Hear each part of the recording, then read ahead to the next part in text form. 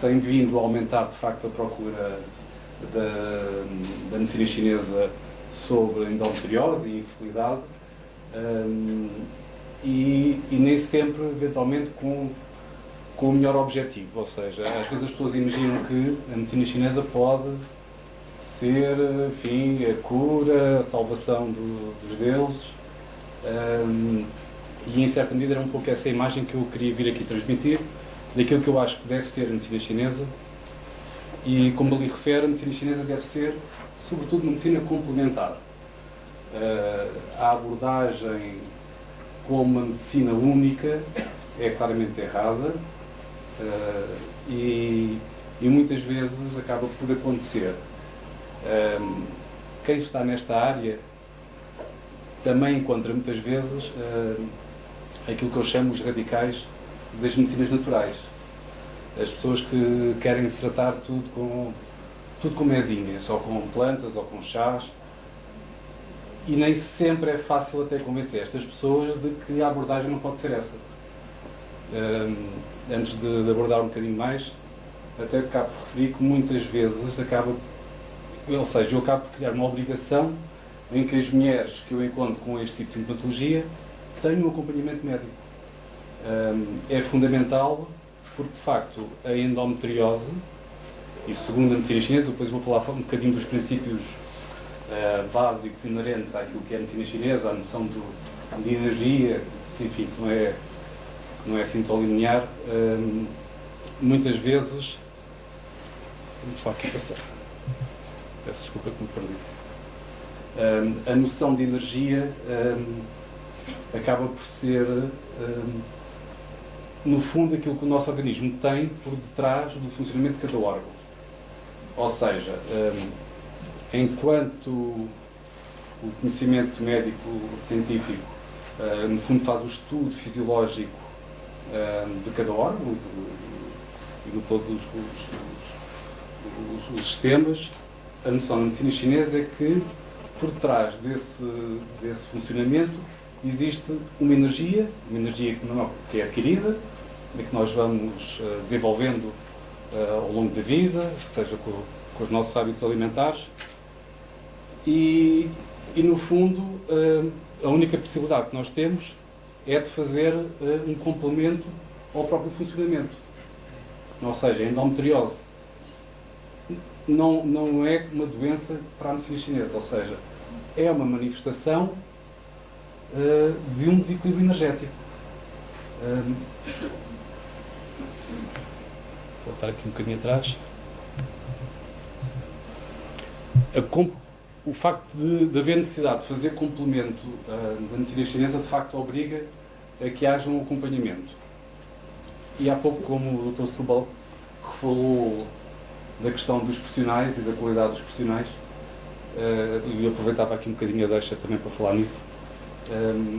Em todas as profissões há melhores profissionais e piores profissionais, como em tudo, mas na medicina chinesa, como noutras áreas, o facto de não haver regulamentação por trás dela faz com que não haja regras. E aqui podemos falar que temos um terceiro problema, que é o bom ou o mau profissional e o profissional que nem sequer tem formação. E isto leva muitas vezes a abordagens incorretas e que podem ser eventualmente perigosas por ausência de acompanhamento médico. O objetivo principal da medicina chinesa, no fundo, é melhorar a qualidade de vida da mulher, seja do ponto de vista psíquico, em termos de ação sobre a ansiedade, sobre os sintomas que falarei mais à frente, medos, de inseguranças, do alívio de dor. E, de facto, a medicina chinesa tem essa capacidade que é fazer o alívio de dor, o que torna a coisa mais complicada quando esse alívio de dor não tem acompanhamento, porque pode haver um desenvolvimento do quadro e que não é acompanhado. Por isso, a única forma de fazer um acompanhamento complementar da medicina chinesa é, de facto, haver o acompanhamento básico e regular da medicina convencional, que é para garantir que a melhoria não é só do sintoma e que, eventualmente, não haja um agravamento do quadro. Nem sempre é fácil convencer algumas mulheres. Penso que quando chegam muitas vezes tardiamente, com quadros de muitos anos, há muitas situações em que, como se falou há pouco, que muitos ginecologistas não dão importância devida, mas também muitas vezes da própria culpa da mulher, que eu também encontro muitas vezes mulheres na casa dos 30 anos que eventualmente nunca foram uma vez ao ginecologista.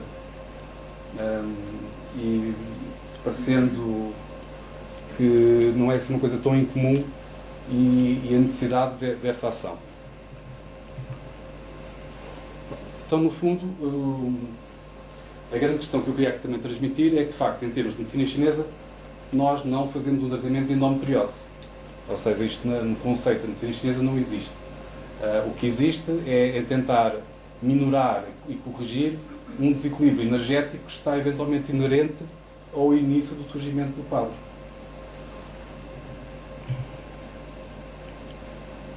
E, então, a endometriose não é mais do que uma manifestação desse tal desequilíbrio. Razões desse desequilíbrio há várias. Talvez a mais importante, segundo o princípio da medicina chinesa, é a base da herança. Essa herança, existe um termo chinês que fala do Jing, é uma palavra chinesa, que no fundo é aquilo que se transmite, uma espécie de uma essência que, enfim, que nós herdamos dos nossos pais, e muitas vezes é aí que vai a herança, digamos assim, de alguma falha energética que depois se pode repercutir desta forma.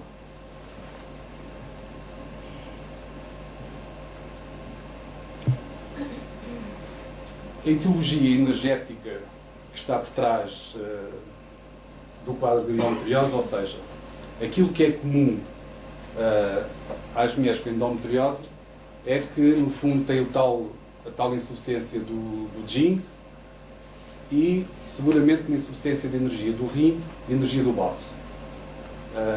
O que eu queria aqui referir, em termos de casa do conceito, quando falamos de energia de um órgão, por exemplo, do rim, do baço, do coração, isto do ponto de vista médico, não estou a falar de funcionamento renal.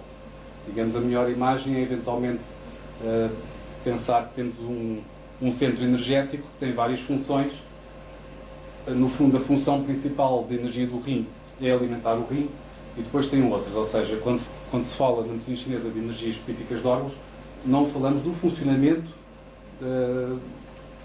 daquele órgão, especificamente. O que às vezes leva a algumas confusões, parece que nós estamos a falar da função renal e que não é o caso.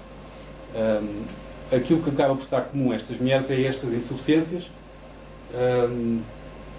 e depois uma estagnação no fundo, de uma energia, que é uma energia que tem uma importância muito grande, segundo a medicina chinesa, na circulação, e de facto esta desregulação desta energia, num sentido de ela no fundo estagna, é talvez a principal causa de dor. E no fundo a acupuntura é uma técnica que principalmente consegue aliviar as estagnações energéticas. E o alívio dessas estagnações normalmente faz alívio de dor. Referindo outra vez a tal importância que nós não temos capacidade nem competência para avaliar a sintomatologia e eventualmente mesmo o próprio desenvolvimento do quadro, e daí manter-se sempre a importância dessa ação.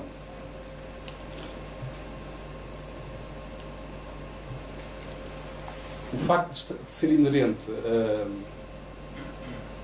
à endometriose como doença um desequilíbrio energético, nós podemos encaixar de uma forma genérica que esse desequilíbrio manifesta-se de muitas outras formas. Ou seja, a medicina chinesa descreve esta desregulação há 4, 5 mil anos. Obviamente não havia exames, nem se sabia que existia endometriose. Essa avaliação era feita por outro tipo de sintomatologia.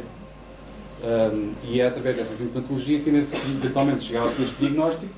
Isso poderia eventualmente ajudar, pelo menos, a não deixar o quadro evoluir. Os sintomas mais comuns, em termos de avaliação, que surgem com muita frequência, muitos já foram aqui falados, enfim, de outra forma, mas, de facto, as amigdalites, o facto de a energia do rim ter, digamos, na sua competência uma espécie de uma proteção à região da garganta, quando ela é insuficiente, digamos assim, faz com muita frequência infecções recorrentes na garganta. Isto é relativamente comum na infância e ajuda um pouco a interpretar se a tal falha energética, no fundo, já era adquirida. É uma manifestação relativamente comum. A energia do rim é, de facto, uma energia que está ligada a uma sensação de frio. Ou seja, a maior parte das mulheres que têm endometriose, possivelmente, apesar de não ser uma manifestação com grande importância, como é óbvio, mas a maior parte das vezes tem uma sensação de frio exagerado. E em regra, não é muito referido, porque havendo uma sintomatologia tão, a maior parte das vezes, tão violenta de dor, não é muito importante. Na medicina chinesa, a questão energética está por trás do funcionamento dos órgãos, mas acaba por fazer uma ação importante do ponto de vista mental, ou seja, por trás do funcionamento mental não existe nenhuma energia específica do nosso corpo, ou seja, todas elas têm uma quarta parte de responsabilidade sobre esse mecanismo e, de facto, a energia do rim manifesta-se sobretudo no sentimento de medo. Como normalmente está associada à insuficiência de energia do baço, está ligada à preocupação. Isto faz com que as principais manifestações psicológicas, digamos assim, do quadro sejam as preocupações exageradas, a dominação de ideia, o perfeccionismo e, por outro lado, os medos e inseguranças. Quando a mulher apresenta quadros de dor mais intensa, quer dizer que, digamos, em termos energéticos, a energia está mais estagnada, não circula tão bem, e essa estagnação deve-se ao fígado. Normalmente torna a mulher mais colérica, com manifestações mais com enxaquecas, a irritabilidade fácil. Apesar de haver uma manifestação e uma etiologia comum em todas as mulheres com endometriose, depois, digamos, no ciclo, que é um ciclo na medicina chinesa falamos dos 5 movimentos, que é a interação que as energias fazem entre eles, e de facto neste ciclo vamos encontrar depois muitas nuances que depois terão de ser avaliados caso a caso, obviamente, não é? Uma mulher terá exatamente e rigorosamente a mesma etiologia.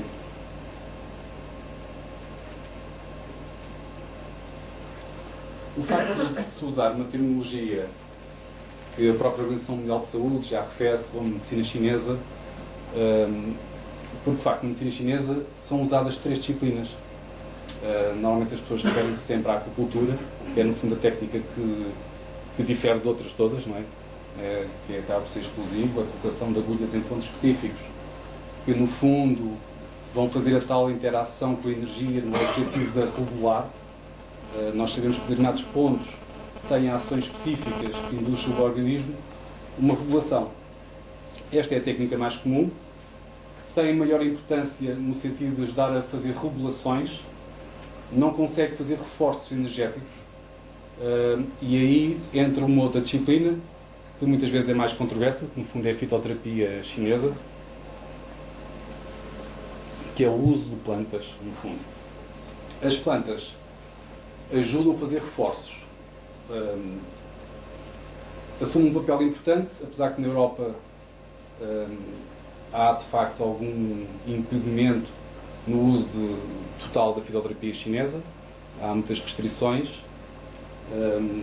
De qualquer forma, é no fundo muito importante num papel de uma ação de base no controlo, digamos assim, da doença.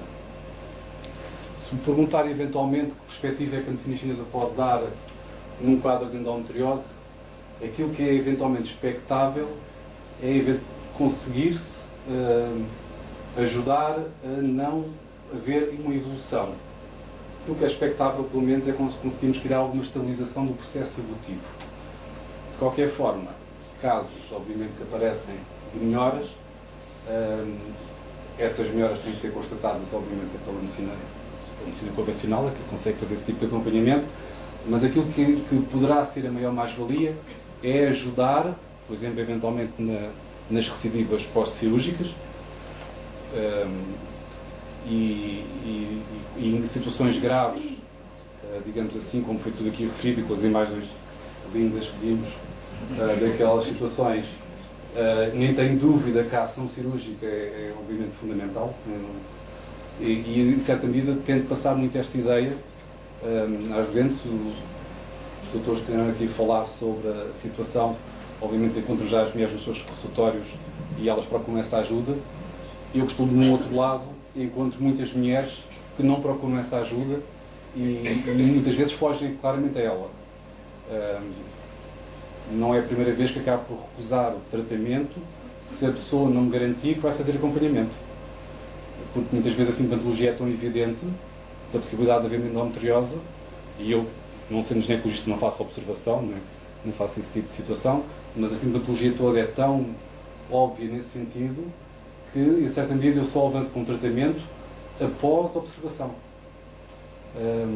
Porque corro sérios riscos de poder melhorar a sintomatologia e o quadro desenvolver-se. Ou seja, eu não consigo ter garantia se consigo eventualmente ajudar ou não o processo. E acho que é desta forma que a medicina chinesa deve ser encarada como um complemento. Este complemento energético, não sendo bem aqui a situação, mas já se falou-se muito em relação à fertilidade, e existem já alguns estudos, mesmo da medicina convencional e de alguns centros, em que se de facto percebe que o uso da medicina chinesa melhora e eventualmente potencia uma melhoria dos resultados positivos. Eu penso que é isso que nós devemos encarar, é como um complemento que pode ser coadjuvante a todas as técnicas e não o contrário. O Tuinat está aqui só porque de facto é uma disciplina de medicina chinesa que é muito bom, quem quiser experimentar é bom, porque no fundo é uma massagem chinesa, apesar que o efeito terapêutico é mais de relaxo e de bem-estar. Claramente, o benefício será sempre fazer complemento. O uso exclusivo da medicina chinesa, nesta situação concreta, que é o que estamos a falar, traz claros riscos de ser feita só por nós, digamos assim, medicina chinesa. Há outras situações de saúde que, enfim, essa abordagem até eventualmente poderá ser possível. Não é aqui o caso.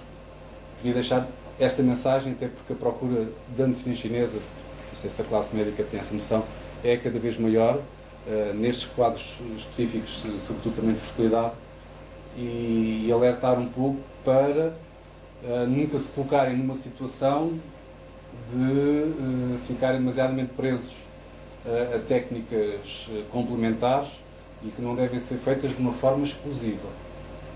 E no fundo era essa a mensagem que eu queria passar. Se tem alguma questão mais, que possa